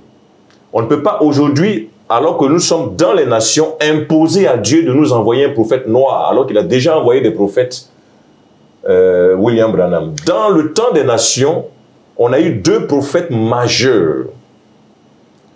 Paul, d'accord, qu'il a dit, qui est sorti du milieu des Juifs et qui a assuré donc la transition entre la loi et la grâce, et William Marion Branham. William Marion Branham est arrivé pratiquement 2000 ans après Paul. Et après la mort de William Branham, de l'apôtre Paul, Jean a écrit l'Apocalypse. Comme je l'ai dit tantôt, l'Apocalypse qui a couvert une période de combien? De près de 3000 ans. Les 2000 ans de l'histoire de l'époux, de l'Église, plus les 1000 ans du millénium jusqu'à la Nouvelle Jérusalem. Il n'y a pas eu de prophète majeur capable d'interpréter l'Apocalypse. C'est William Marion Branham qui a révélé les mystères cachés que Jean a écrits dans l'Apocalypse, qui étaient des mystères cachés, restés en suspens. Donc aujourd'hui, pour les nations, il n'y a plus de prophètes majeurs. Il n'y a que des prophètes dans les églises locales qui ont des dons de prophétie et qui peuvent être des prédicateurs parce qu'ils sont les ministères qui exercent la parole par l'Esprit de Dieu. Mais le message qui doit précéder, disons, booster les pouces pour l'enlèvement, a déjà été délivré au travers de Malachie chapitre 4. Les prochains prophètes majeurs viendront pour Israël, Moïse et Élie, mais ils ne viendront pas pour les nations. Ils viendront pour Israël uniquement. Mais aujourd'hui, les Kamites disent, il nous faut un prophète. Alors, si vous recherchez un prophète majeur noir, il ne faut pas aller le chercher parmi les nations. Bien sûr. Or, les Kamites, les noirs, nous faisons partie des nations. Donc, il y a beaucoup d'amalgames, il y a beaucoup de mélanges, malheureusement. Allez-y. Je voulais continuer mon idée, toujours sur le trajet de l'éclair. Quand il quitte l'ouest, l'évangile est en train de retourner à l'est. Oui. Et il va passer par le sud. C'est pourquoi aujourd'hui, le sud, qui est l'Afrique, connaît un vrai réveil. Regardez nos adorations dans nos églises. Regardez l'amour que nos chrétiens ont pour Dieu. Quand vous faites l'Europe, vous voyez les gens d'église qui sont là-bas. Les églises sont totalement froides. Mais l'Africain, qu'il ait à manger, qui n'est pas à manger, il viendra servir son Dieu et il le fera de tout son cœur. Mais c'est ce message que nous avons. Avant qu'il ne retourne à Israël, il fera sortir une épouse, parole, une épouse enflammée. Et c'est ça, la part que Dieu accorde aux Africains. Aucune population n'est aussi remplie de zèle que les Africains. Oui. Et ça c'est Tout visible. simplement parce que visible. Dieu est en train de passer par là. Mais comme docteur Nouman le disait tout à l'heure, que nous attendons donc les deux prophètes, est-ce que nous sommes dans l'attente comme ça des deux prophètes? Non, ce n'est pas. Non, nous n'attendons pas. Nous n'attendons pas. C'est Israël sur l'Apocalypse 11. Oui, mais où se trouve donc l'Israël qui attend les deux prophètes? Israël, c'est ce qu'on appelle la postérité physique d'Abraham. Ceux-là pour qui Jésus est venu. La Bible est venue pour les siens. Et les siens ne l'ont pas reçu. Et ils l'ont rejeté. Alors il s'est tourné vers un peuple qui n'était pas son peuple. Vers une nation qui n'était pas ses nations. Et il a appelé ces gens-là mon épouse. Et c'est nous. Ce qu'on appelle les gentils. Mais les gentils ne vont pas rester là sur la scène tout le temps. Parce que selon les types de la Bible, Joseph, qui a été rejeté par ses frères, parce qu'il était spirituel, qui a épousé, comme l'auteur l'a dit, une femme qui n'était pas juive, il a eu des enfants avec elle, mais un jour, ce Joseph s'est fait connaître à ses frères. Et quand vous lisez la Bible, Israël, qui a rejeté l'expiation, doit passer par cette expiation. Parce que sans expiation, il n'y a pas de pardon du péché, il ne peut pas être sauvé. Donc, Israël doit recevoir l'expiation. Or, Dieu ne traite avec Israël qu'au travers de ses prophètes. 07 10 00 75 09. Vous pouvez nous appeler en direct de Parole Parler TV pour poser vos questions concernant ce thème sur la place des Africains dans la Bible. Alors, nous recevons sur ce plateau le révérend Simon Armel Ouliali et le serviteur de Dieu, docteur Anouma, qui donc sont en train d'expliquer donc les promesses de l'Africain noir concernant donc la Bible. Alors, vous l'avez dit, hein, les deux prophètes aujourd'hui dont vous avez mentionné le nom ne concernent plus ce peuple noir qui attend des prophètes, n'est-ce pas? Oui, pas du tout. Oui, non, il n'y a pas de prophète particulier pour une ethnie, un groupe, non, pas du tout. Il y a Israël et il y a les nations. Les nations ont reçu le ministère de Christ et les prophètes messagers, disons les messagers. 7 messagers prophètes. Et ensuite, à la fin, nous avons reçu Élie qui vient pour préparer l'épouse, hein, donc révéler les secrets cachés et nous ramener à la foi de nos pères les apôtres. Voilà ce que Dieu nous a donné. Il n'y a pas de prophète majeur après William Marion Branham. Exactement. Il n'en existe plus. Ceux qui voudraient revendiquer la qualité de prophète ne retrouveront dans l'écriture aucun soutien. Mais malheureusement, ils recevront des soutiens ailleurs.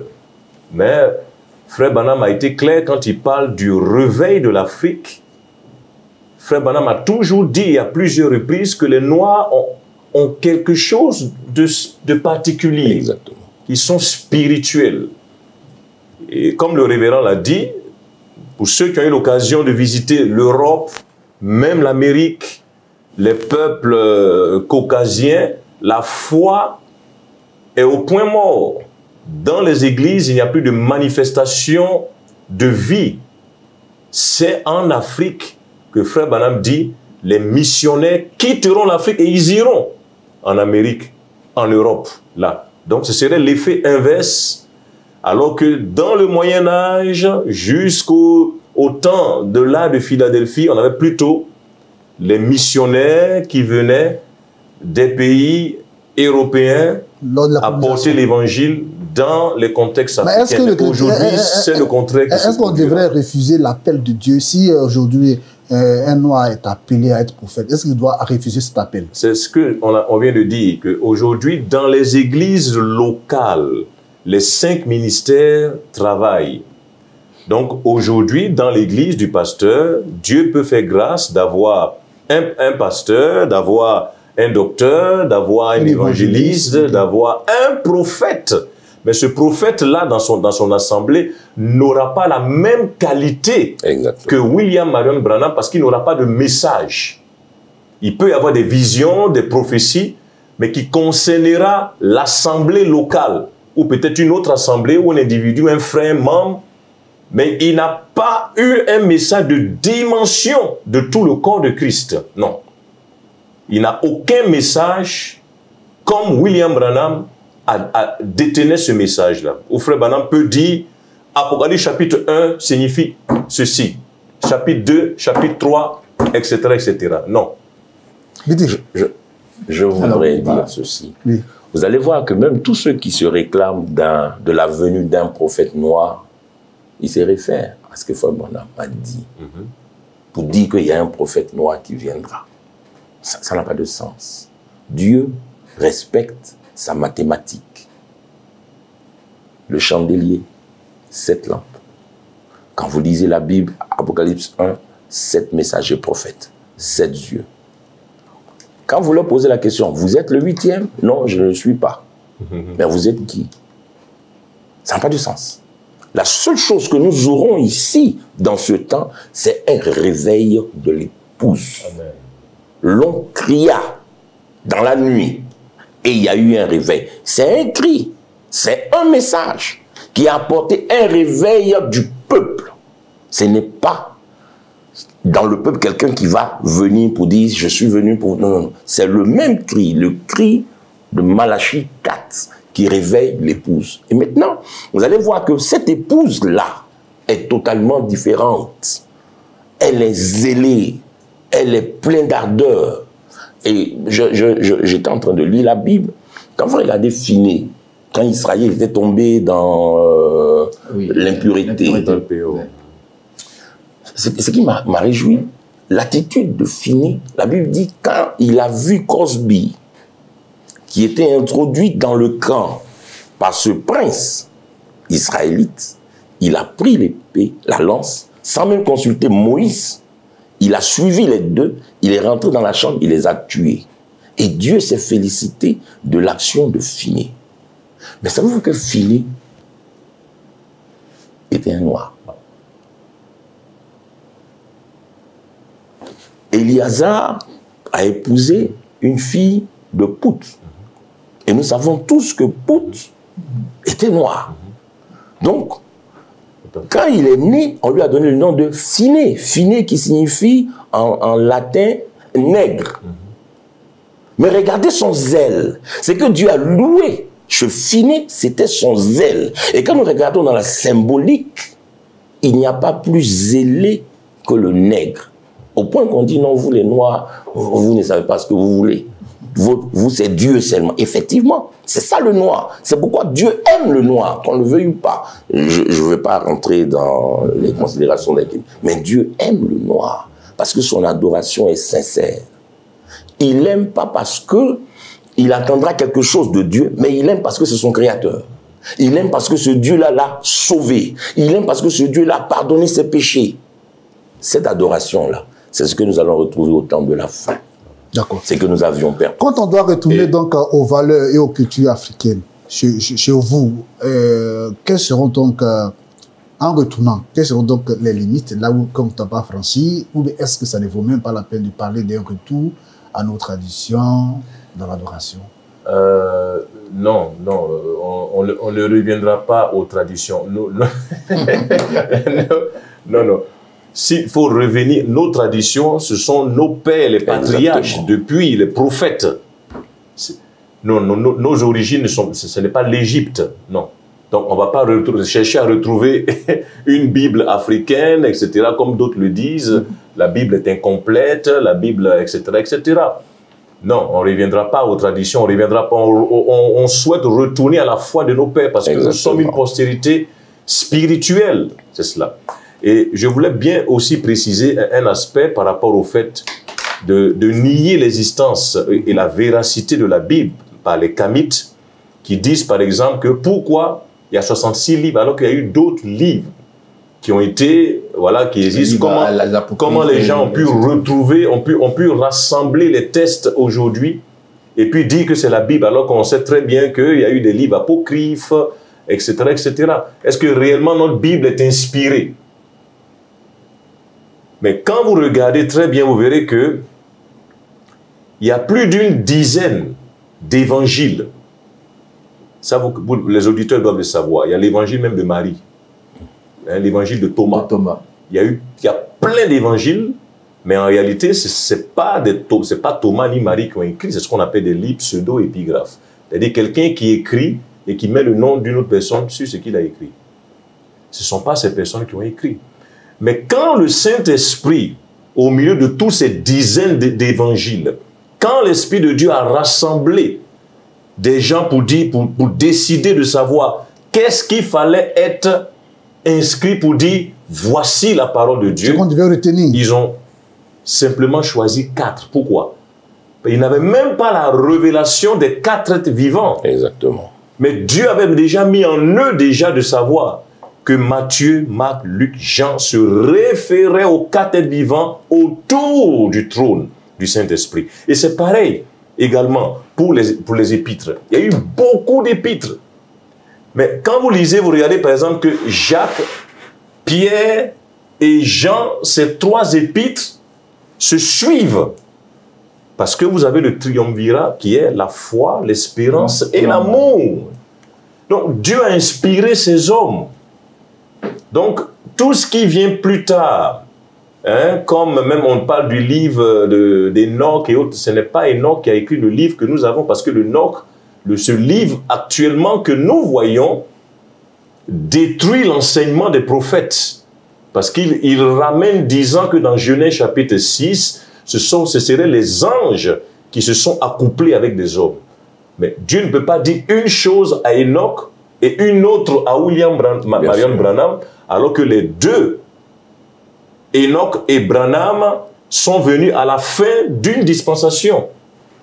Donc, 2 prophètes ne peuvent pas se contredire alors qu'ils ont le même esprit. Très bien. Donc, nous ne reviendrons pas Merci, à une quelconque Bible égyptienne qui n'existe pas. Vous avez une question?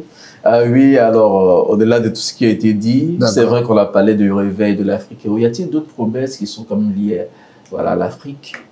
Comme quand même on aimerait savoir si, effectivement, il y a des promesses dans la Bible qui se réfèrent vraiment à l'Afrique. Oui. Bien sûr. À part le fait que l'éclair est aujourd'hui, donc, au niveau du Sud, hein, où le révérend parle de l'Afrique, est-ce qu'aujourd'hui, avec toutes les promesses dans la Bible, à quoi est-ce que le chrétien noir doit encore aspirer? J'aime la manière dont la question est posée. À quoi le chrétien noir doit s'attendre? Parce que le chrétien, sur cette terre, c'est un pèlerin. Il s'en va. Il est de passage. Donc, ce à quoi il doit s'attendre, c'est un déversement de Dieu dans son âme. Amen. Voilà. Si maintenant, on veut rentrer dans la pensée des Kémites, où il faut révaloriser l'homme noir, reprendre le pouvoir, ça ne concerne pas le chrétien. Parce que Jésus, quand il y a eu le marchandage que le diable a voulu lui proposer, il lui a dit « tout ça m'appartient ». C'est pourquoi nous, en tant que chrétiens, nous devons quitter cette terre pour que Dieu la détruise, purifie tout ce qu'il y a d'insanité et que l'épouse étant partie dans l'enlèvement revienne pour prendre possession de sa terre. Donc s'il y a des promesses que le chrétien doit attendre, c'est quoi? Je le dis encore, un réveil. Et je vais peut-être vous le lire ici, dans Sophonie. D'accord, allez-y. Chapitre 3, verset 9. Il dit, « Alors je donnerai au peuple des lèvres pures, afin qu'ils invoquent tous le nom de l'Éternel pour le servir d'un commun accord. D'au-delà des fleuves de l'Éthiopie, mes adorateurs, mes dispersés m'apporteront des offrandes. En ces jours-là, tu n'auras plus à rougir de toutes tes actions par lesquelles tu as péché contre moi, car j'ôterai du milieu de toi ceux qui triomphaient avec arrogance, et tu ne t'enorgueilliras plus sur ma montagne sainte. Je laisserai au milieu de toi un peuple humble et petit qui trouvera refuge dans le nom de l'Éternel. » Ça, c'est réconfortant. Regardez ce que Dieu dit au peuple noir. vous serez mes adorateurs. Et dans Ésaïe, au chapitre 11, verset 1, il dit, dans ce même temps, le Seigneur étendra une seconde fois sa main pour racheter le reste de son peuple dispersé en Assyrie, en Égypte, à Paphos et en Éthiopie, à Élam, à Shinéa et à Hamath, et dans les îles de la mer. Il élèvera une bannière pour les nations, il rassemblera les exilés d'Israël et il recueillera les dispersés de Juda. Donc Dieu nous fait la promesse que le noir reviendra à son Dieu. Il va quitter l'adoration des fétiches. Et ce temps n'est pas encore arrivé? Si. Regardez même les musiciens. Ils vont commencer, ils vont avoir une gloire, mais quand ça commence à déchanter, ils vont tous chanter des cantiques. Pourquoi? Parce qu'ils reconnaissent qu'au-delà de toute chose, c'est Jésus qu'il faut servir. Et ça, c'est une promesse. L'homme, le noir, s'éloigne des fétiches. Il redevient un chrétien, serviteur de Dieu. Et ça, c'est une promesse. Pour le croyant. Maintenant, pour les autres, où ils disent non, on va assister à un développement économique de l'Afrique. Lisez la Bible. Je crois que c'est un cantique des cantiques. Si je ne me trompe pas. Où il dit, je me suis occupé de la vigne de mes frères. Et c'est le noir. Dit qu'on aura un développement, un réveil puissant, économique, militaire. Est-ce une promesse de la Bible? Je n'en ai pas vu. Peut-être que le docteur va dire quelque chose dessus, mais moi, je n'en ai pas vu. Oui, docteur. Est-ce que l'Afrique, est-ce qu'il va arriver un moment où l'Afrique aussi va exploser, un peu comme les États-Unis aujourd'hui? Est-ce qu'on ne va pas voir cela jusqu'au l'enlèvement? C'est ce que je viens de dire. L'Afrique a connu déjà de grands réveils économiques et autres. On parle de l'Égypte, on parle de l'Éthiopie, qui étaient les premiers puissants. L'Éthiopie a tapé les premières monnaies. Hein? D'accord. Donc, aujourd'hui, le développement avec... voilà, l'Afrique doit... Elle a déjà les matières premières. Elle doit favoriser donc l'éducation, la santé, la discipline, la bonne gouvernance. Et ça, ce ne sont pas les Européens qui vont venir nous dire qu'il faut discipliner, avoir le respect de la chose publique, le respect des aînés, l'éducation, etc. Donc, en termes de développement, on doit aller dans ce sens. Mais ce que le noir doit rechercher aujourd'hui, le salut, ce n'est pas le baptême du Saint-Esprit au travers de ce message que Dieu nous a laissé. Au-delà de cette quête du quotidien, des moyens de subsistance, etc.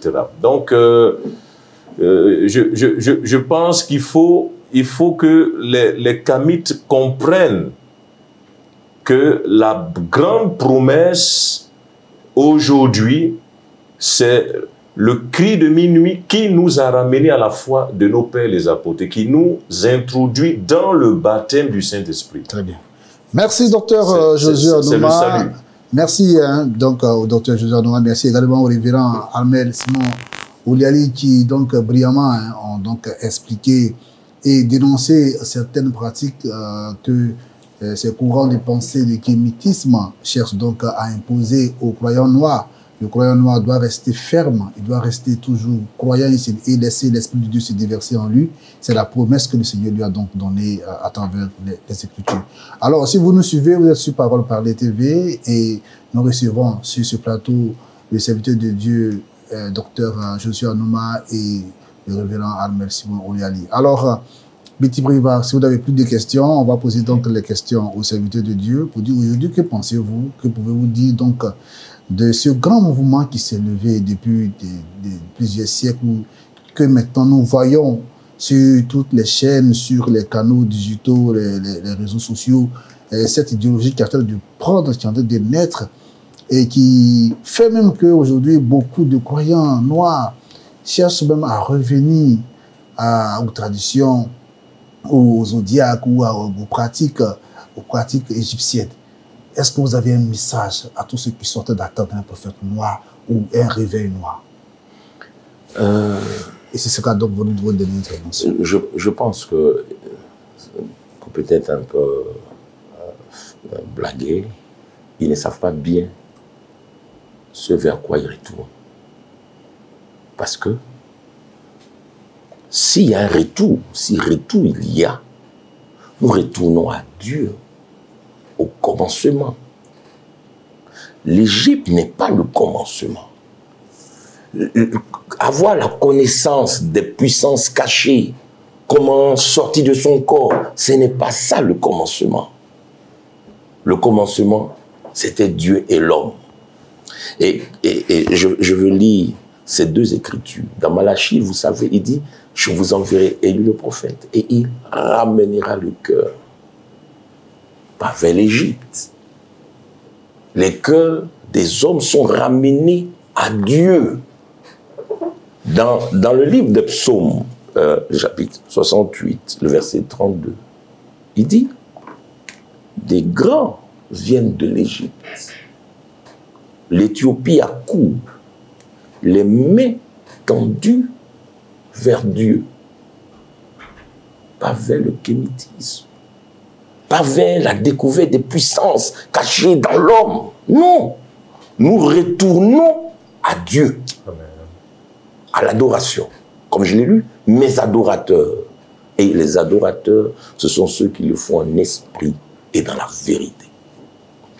Alors, Thierry, je reçois un message. D'accord, donc rapidement. Oui, alors c'est une question de Yannick Kofi, et qui dit qu'au regard du christianisme fervent en Afrique, surtout dans la croyance du ministère de Malachie 4, est-ce à dire que l'épouse du 7e âge sera composée majoritairement des Africains? Oui, mais ça, c'est exactement ce que les Kamites veulent faire croire. L'épouse est à l'image de la tunique de Joseph. Elle est de plusieurs couleurs. Donc, il n'y aura pas que les Noirs, il y aura des personnes ayant reçu le Saint-Esprit qui viennent de toutes les tribus. Ils ont parlé de majoritairement. Non, on ne peut pas, on ne sait pas. Cette épouse a commencé depuis Paul. Oui. L'on voit, c'est une vérité, qu'au temps de la fin, les Africains ont plus embrassé ce message. Oui, parce qu'il parle du 7e âge. Enfin, les Africains ont beaucoup.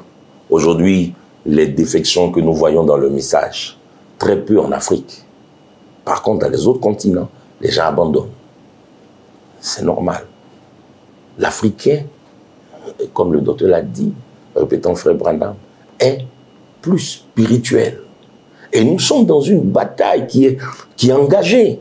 Et il dit, celui qui va persévérer jusqu'à la fin, les églises les plus remplies, ce sont les églises qui sont en Afrique. Bon, ça ne veut pas dire, bien sûr, que parce que vous êtes plein, vous avez rempli l'église, que vous êtes de Dieu. Non. Mais ceux qui cherchent sont ici. Donc, on pourrait le dire. D'accord. Mais je n'ai pas de... Docteur Nouma, est-ce que le véritable chrétien, parce que ça c'est vos derniers propos, nous tendons donc vers la fin donc, de l'émission, est-ce que le véritable chrétien affranchi, qui a reçu le Saint-Esprit, qui a été enseigné, est-ce qu'il souffre réellement de ce complexe d'infériorité, d'affaires de race, et de vouloir forcément se vanter ou de proclamer son identité dans la Bible? Est-ce que le chrétien a besoin de le faire? Aujourd'hui, il y a une inversion des rapports de force. Aujourd'hui, on trouve des Noirs qui sont des cadres. Moi, j'ai encadré, j'ai coaché des Européens, des Américains. Ce qui n'a jamais été, ce qui n'aurait jamais pu être le cas. Il y a des années avant. Aujourd'hui, on assiste à une mondialisation de l'éducation, une mondialisation, donc on a des rapports de force. Donc je dirais que le Noir ne doit plus aller dans cette posture de victime. Parce qu'en allant dans cette posture, il donne le sentiment qu'il ne peut plus rebondir alors qu'il a les ressorts. Comme je dis, il a les matières premières. Et les matières premières, ce ne sont pas les traditions africaines. Car Isaïe, chapitre 19, verset 3 le dit, l'esprit de l'Égypte disparaîtra du milieu d'elle et j'anéantirai son conseil. On consultera les idoles et les enchanteurs, ceux qui évoquent les morts et ceux qui prédisent. Dieu détruira l'esprit de l'Égypte. Donc, comment est-ce qu'il nous faudra encore retourner vers ce que Dieu a vomi? Et quand on l'a vu, tantôt, pour ne pas me répéter, comment ces produits de l'Égypte, Janès et Jambréel, les astrologues, se sont opposés aux prophètes de Dieu. Donc, le noir ne doit pas rester dans une position de victime. Nous avons une dernière question pour conclure l'émission. Il y a David Anga qui voudrait savoir comment devons-nous comprendre la notion de peuple de Dieu? Qui est le véritable peuple de Dieu? Pouvons-nous dire que c'est Israël ou les nations? À qui sont faites les promesses dans la Bible? Aux Juifs, à Israël ou aux gentils? De façon concrète. Bon, il faut comprendre la manière de Dieu de vrai. Dieu est un typologue, si je peux m'exprimer ainsi. Regardez la terre. Quand le soleil brille sur une partie de la terre, l'autre partie est dans les ténèbres. Selon le message, nous savons qu'il y a 3 types de peuples sur la terre. On a le juif, on a les samaritains, on a les gentils. Et Dieu n'est pas un Dieu de désordre. À chaque peuple est impartie une promesse. Paul dit, quand il est venu, il dit, j'aurais voulu mourir, j'aurais voulu que pour mon propre peuple, parlant des Juifs. Il dit, c'est à eux que sont les promesses, c'est à eux que sont les alliances. Mais parce qu'ils ont refusé, Dieu s'est tourné. Donc d'abord, Dieu est venu pour le Juif. C'est son choix. Personne ne peut dire à Dieu, pourquoi tu choisis celui-là? Non, il est libre. C'est un Dieu de variété. Mais seulement il est juste. De la même manière qu'il a visité Israël, il a l'obligation, et il a eu l'obligation de visiter les nations. Il a visité les Samaritains. Aujourd'hui, c'est le temps des nations. Et les promesses pour les nations ne sont pas les mêmes que pour Israël. Ce n'est pas la même chose. Parce que Dieu ne travaille pas dans un cafouillage. Donc le peuple de Dieu... Le peuple de Dieu aujourd'hui est constitué et des Juifs avec leurs promesses, et des Samaritains avec leurs promesses, et des gentils que nous sommes avec notre promesse. Ce sont eux les élus? Bien sûr, ce sont les élus. Très bien. C'est le corps de Christ, comme il est dit dans Éphésiens 5, 24, 23, car le mari est le chef de la femme, comme Christ est le chef de l'Église qui est son corps. Donc, en étant membre du corps de Christ, on peut venir de toutes sortes de couleurs, de toutes sortes de nationalités. Donc, nous constituons un peuple, une race élue, une nation sainte, un corps qui est l'épouse de Jésus-Christ, en comparaison d'Israël qui était un peuple avec une nation, avec un ordre bien établi, un sacerdoce, une royauté, un temple, des lois, etc. Mais nous sommes dans le corps de Christ, dont il est la tête. Donc le peuple de Dieu vient de toutes les nations de la terre, comme le révérend l'a dit.